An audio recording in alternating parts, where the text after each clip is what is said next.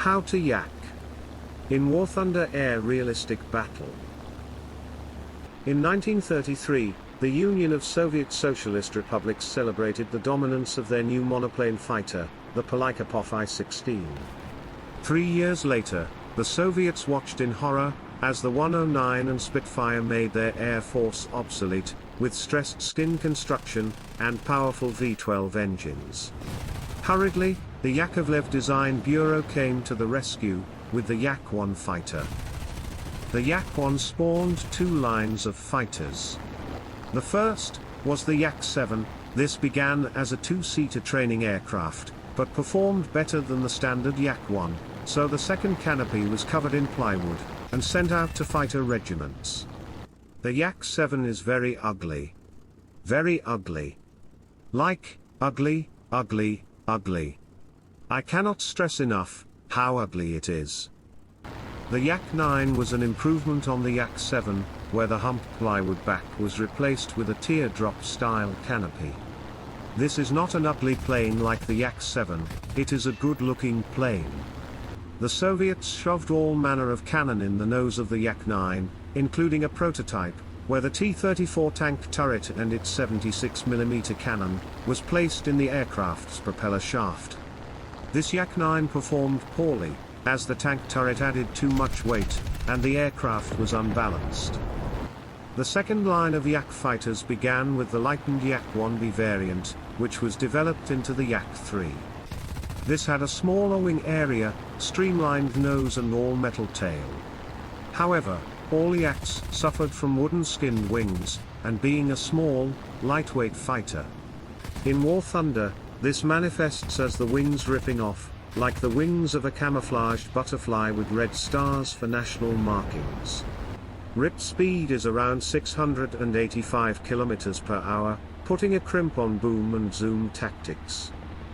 Soviet aircraft never have enough ammunition. This is partly because their fighters are small and wooden, only having strength for armament in the body, also partly due to pilot preference, and partly to doctrine. This habit continued into the jet era with the MiGs never having enough rounds. Mumble, mumble. For players of modern computer games, mumble, mumble. Russian doctrine is based on space and numbers. When invaded, they just wait until the army attacking them is knackered out, with overextended supply lines, and frozen solid in winter. Moscow is a long, long way from Europe. Go directly to island of Elba, do not pass go, do not collect $200. Russian numbers doctrine is, they do not care how much machinery or men are wasted. The Soviet army will stop and advance 1 mile at a time, and then advance 1 mile at a time. This means air superiority only needs to be above the army. Where the United States and Britain challenged the Axis at all altitudes, on the sea at all depths, and on land, in quality and quantity. Soviet Russia did good enough and kept pushing. As a result, the Yak fighters are best under 3 kilometers of altitude, which is great in the Warthunder Air RB meta, as all fighting takes place between 4 kilometers where the teams merge, and then the deck, as the dogfight spirals down. The Yaks have a quick and tight turn while they have speed, and accelerate exceptionally well for a prop fighter. Yaks can mix it up with any other fighters in a turn fight. If you get into trouble, use your speed and acceleration to extend. LOL 0. Watch out for the lack of ammunition. Only shoot when you have a deflection shot that shows a significant profile, or if you are under 300 meters. Use air target belts for the 12.7mm machine gun, and ground target belts for the 20mm cannon. You will set a surprising amount of opponents on fire with that mix.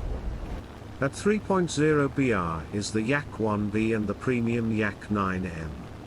The advantage with the premium is that it is low BR but also rank 3, meaning it can grind rank 4 aircraft.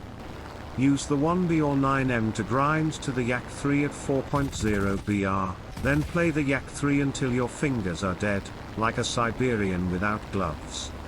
The Yak-3 will teach you the Russian tech tree play style. This playstyle extends to the MiG jets, until missiles change how the game is played. Yaks teach you speed management, which translates to other aircraft and tech trees. The Yak 3 can rip its wing in a dive, later Yaks rip at a little higher kmh as the wings become metal, but it is still a fragile fighter. Not all Yaks have wartime emergency power, but this is not an issue, as the V-12 climbs well at speed when at 93% engine power. Use your speed and acceleration to maintain the advantage with opponents in air RB. The Yak 3 is brilliant, so brilliant, Stalin wrote a song about it. The song goes, Yak 3, Yak 3, Yak 3. Yak 3, Yak 3, Yak 3. Yak 1, Yak 7, Yak 9. Yak 3, Yak 3, Yak 3.